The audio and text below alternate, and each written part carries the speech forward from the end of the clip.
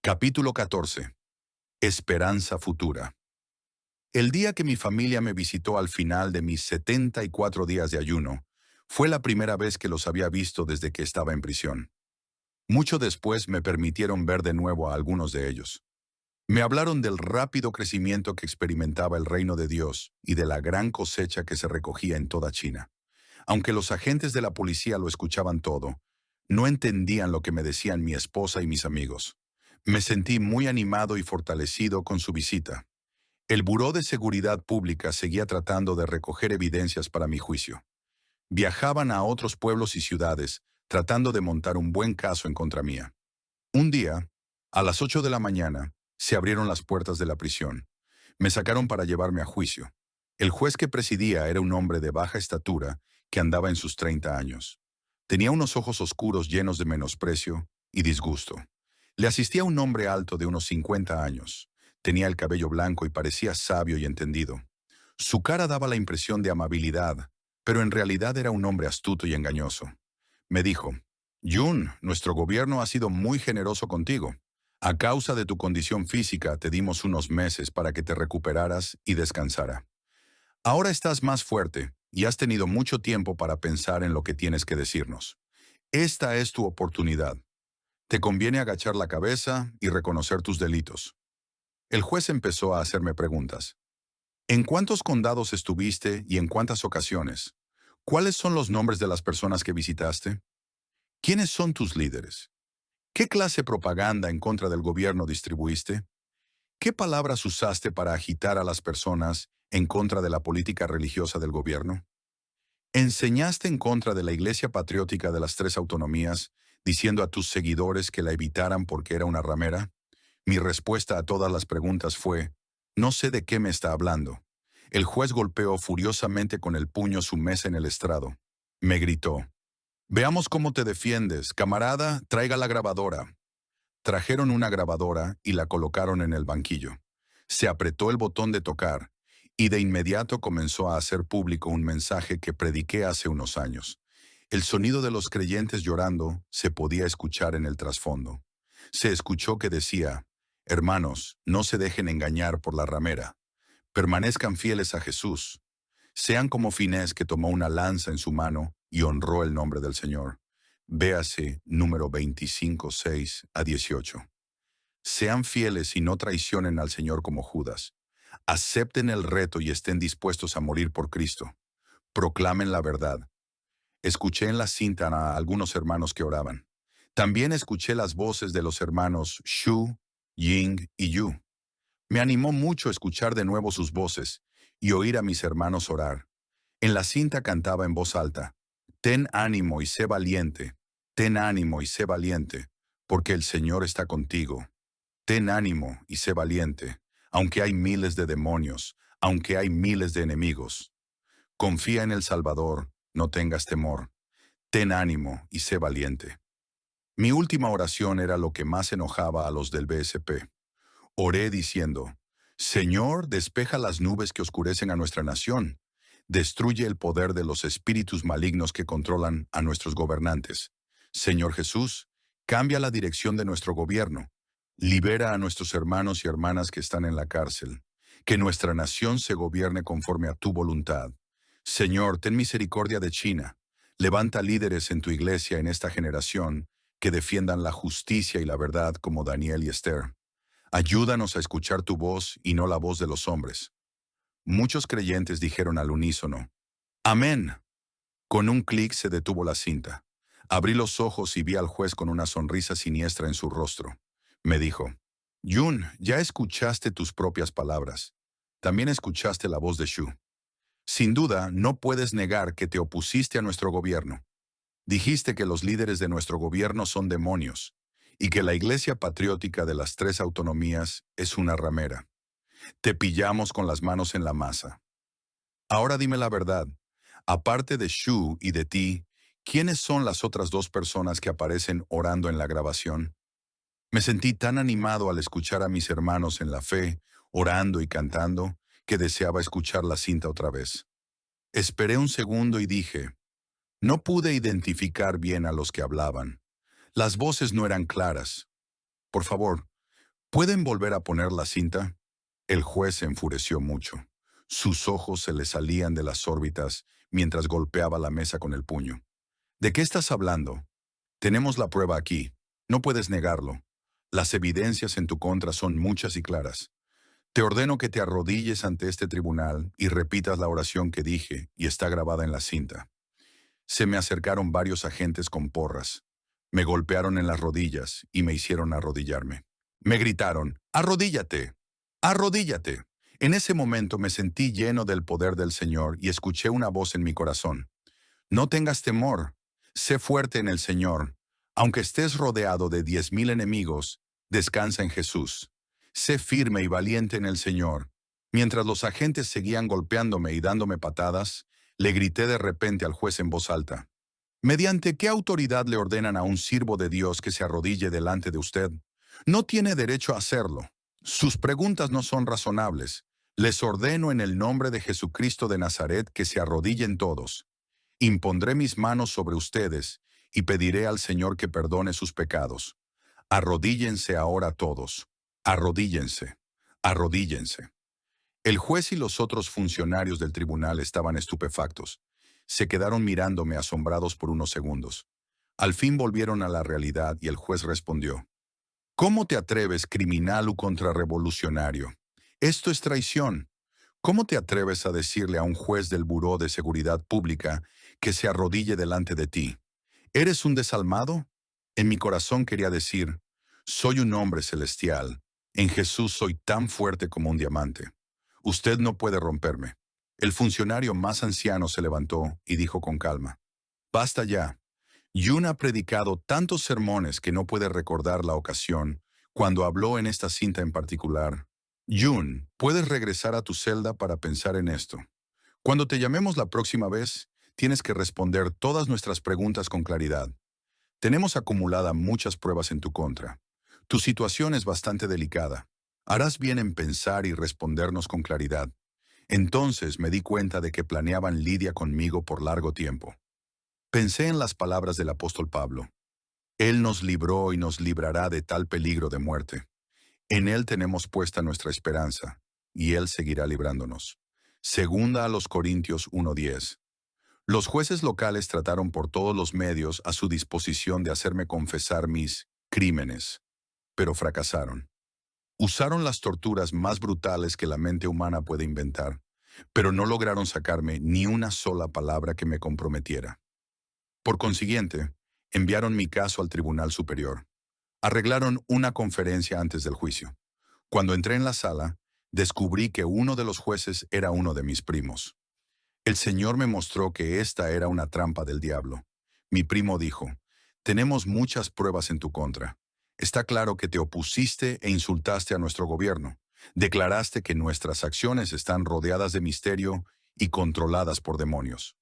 No solo atacaste nuestra política religiosa, sino que también escribiste muchos materiales instigando a los creyentes en contra de la iglesia apoyada por el gobierno y de nuestra nación. Las pruebas que tenemos en nuestro poder son suficientes para condenarte a cadena perpetua o a pena de muerte. Dime, ¿estos materiales te pertenecen? ¿Sí o no? Hoy te damos una oportunidad para expiar por tus delitos. Dinos en qué actividades has participado tú y tus colaboradores, y seremos benignos contigo. Antes de que terminara de hablar, el Espíritu Santo me dijo en mi corazón, Yun, tú eres un levita que me perteneces. Tienes que separarte de tus familiares porque me perteneces. Aunque somos primos, le respondí enseguida, usted trabaja para el Partido Comunista y yo sirvo a Jesucristo. Insisto en practicar mis creencias. Lo que ha dicho sobre mí es cierto, pero no sé nada acerca de las actividades de otras personas. Mi primo no sabía cómo responderme y guardó silencio por un momento. Luego dijo, Yun, acepta mi consejo o te pesará no hacerlo. En tu juicio no podrás comportarte de esta manera ante el juez que dictará sentencia. Tienes que cambiar de actitud o te verás metido en problemas aún mayores. Me llevaron de nuevo a mi celda. Pasado un tiempo se celebró mi juicio ante el Tribunal Supremo Popular. Me esposaron y me llevaron en una motocicleta vigilado por guardias armados. Mis compañeros de celda se quedaron orando. Sentía gran gozo en mi corazón. En la primera vez que estaba en una sala de juicio tan espaciosa. A la cabecera de la sala había un estrado elevado con muchas sillas vacías. No sabía con exactitud dónde me tenía que sentar, así que me senté en una de las sillas. Cuando entró el juez, me dijo con enojo: «¿Cómo te atreves, criminal loco? ¿Cómo te atreves a sentarte en la silla del juez? Levántate de ahí enseguida». No me sentí avergonzado en lo absoluto. No es mi culpa. Nadie me dijo dónde tenía que sentarme. Sabía en mi corazón que un día me sentaría en un trono junto al Señor para juzgar a las naciones e incluso juzgar a los ángeles. Empezó el juicio. Me comunicaron que el juez superior y todos los más altos funcionarios provinciales estaban presentes para mi juicio. Se sentaron en las sillas preparadas en el estrado. Otros 40 o 50 invitados oficiales se sentaron en la sala. Todas las pruebas que tenían en mi contra, Biblias, libros espirituales, cintas y mis cuadernos de notas, los pusieron sobre una gran mesa. También estaba allí una carta personal del hermano Shu, dirigida a mí, nombrándome líder del ministerio en el sur de la provincia de Henan y en toda la provincia de Hubei. «Jun, ¿todas estas cosas sucias son de tu propiedad?», me preguntó el juez. «Estas no son cosas sucias», le contesté, puesto de pie. «Todas son cosas santas santificadas por el Dios Todopoderoso. Diga lo que diga que es eso, son de tu propiedad, ¿no es cierto?», me preguntó el juez sin entender el sentido de mis palabras. «Déjeme examinar algunos de estos materiales para estar seguro», le contesté sin sentir ningún tipo de temor. Uno de los guardias me entregó mi Biblia. La abrí y miré la cara interior de la cubierta. Allí había unas palabras que el hermano Shu escribió: «Dichosos los que tienen hambre y sed de justicia, porque serán saciados». Mateo 5:6. El hermano Shu había firmado y fechado la página cuando me dedicó esa Biblia. También aparecían allí mi nombre y firma. «Sí, esta es mi Biblia de estudio», le dije al juez. Entonces me entregaron el libro de lecturas devocionales diarias titulado Manantiales en el desierto, para que lo examinara. Cuando lo vi fue como ver a un viejo amigo después de una larga ausencia. Lo sostuve en mi mano cerca de mi corazón. Lo abrí y encontré que el pasaje bíblico para ese día era Juan 19:11. «No tendrías ningún poder sobre mí si no se te hubiera dado de arriba», le contestó Jesús. «Por eso el que me puso en tus manos es culpable de un pecado más grande». Me di cuenta que esa era la promesa de Dios para ese mismo momento. Sabía que debía someterme a la voluntad de Dios y estar dispuesto a ir por el camino que Él había determinado para mí. Sin temor señalé todo lo que había sobre la mesa y declaré: «Señor juez, no necesito ver más de esas cosas. Reconozco que todas son mías. A todos les agradó mi buena actitud». «Voy a poner una cinta grabada», dijo el juez. «Escuche con atención». Después de escuchar unos minutos dije: «La voz que se escucha en la cinta es mía». El juez entonces me presionó para que diera información sobre mis colaboradores y líderes. Contesté de la manera más respetuosa posible: «Su señoría, no sé nada acerca de esas otras personas.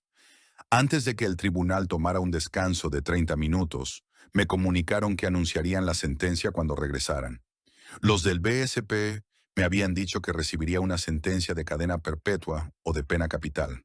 En lo particular, creía que recibiría un mínimo de 8 años de prisión debido a que mis colaboradores ya habían recibido sentencias de 5 a 8 años. Los jueces y demás funcionarios entraron de nuevo arrastrando los pies y ocuparon sus asientos. Me quedé asombrado cuando el juez anunció: «Jun, le encontramos culpable de las acusaciones presentadas. Le condenamos a 4 años de prisión en un campo de trabajos forzados». Solo 4 años. No podía creerlo. Estaba lleno de gozo porque Dios me daba esperanza para mi futuro ministerio por toda China. El Señor todavía tenía trabajo para mí. Anhelaba ver a mi esposa y jugar con mi precioso pequeño hijo. Ahora tenía esperanza para el futuro. Un día podría orar de nuevo con mis hermanos y hermanas en la iglesia. Ahora podía permitirme el lujo de empezar a soñar de nuevo. No tendría que pasar el resto de mi vida dentro de la celda de una prisión. Mientras me llevaban de vuelta a la prisión, sentí que me inundaba un gran gozo y gratitud por la misericordia del Señor. Cuando les di las noticias a mis hermanos en la celda, elevaron sus manos y adoraron a Dios. Unos días después de mi sentencia en octubre de 1984, en una fría mañana antes del amanecer, me trasladaron de la prisión en Nanyang al campo de trabajo forzado de la prisión de Xinjiang, donde había determinado que cumpliría el resto de mi sentencia. Delin, los 4 años de June en la prisión fue el tiempo más lleno de estrés que experimentara jamás. Recibí alivio del Señor a través de la oración. Algunos hermanos y hermanas también me ayudaron a superar algo de la presión. En esos días se deterioró mi relación con el Señor. Antes del nacimiento de Isaac había caminado en íntima comunión con él. Cada día leía la palabra de Dios. Adoraba a Jesús y me encontraba llena de gozo. Sin embargo, después del nacimiento de Isaac pasé por un tiempo de oscuridad y mi fe se debilitó. Muchas veces me sentía agotada y me costaba mucho pasar por la lucha diaria. Cuando Isaac tenía 2 años de edad, durante el verano, una experiencia clave tuvo lugar en mi vida. A menudo durante los meses de verano hacía tanto calor que sacábamos nuestras camas fuera de la casa, dormíamos a la intemperie debajo de un gran árbol. En mi agotamiento, el diablo me había convencido de que ya no necesitaba orar, que era suficiente orar al Señor en mis sueños mientras dormía. La madre de June había ido a una reunión esa noche. Isaac y yo estábamos a punto de quedarnos dormidos cuando vi una oscura figura demoníaca parada al pie de mi cama. Me quedé aterrorizada. Empecé a orar con fervor y en voz alta. Exclamé, en el nombre de Jesús lucho contra ti, Satanás. Me opongo a todas las mentiras. Me has llevado a pensar que puedo orar en mis sueños. Te ato en el nombre de Jesús. Sentí que una presencia demoníaca pasaba rozándome cuando oré con esas palabras. Mi cinturón de piel que colgaba del pie de la cama llevaba una campanilla que empezó a sonar sola. Entendí enseguida que el diablo quería distraerme con el sonido de la campanilla, por lo que le pasé por alto y seguí orando. Pronto la presencia demoníaca desapareció y una profunda paz cayó sobre mí. Muchos de nuestros vecinos también dormían fuera de sus casas, por lo que muchos me oyeron orar en voz alta y se preguntaban qué me estaba ocurriendo.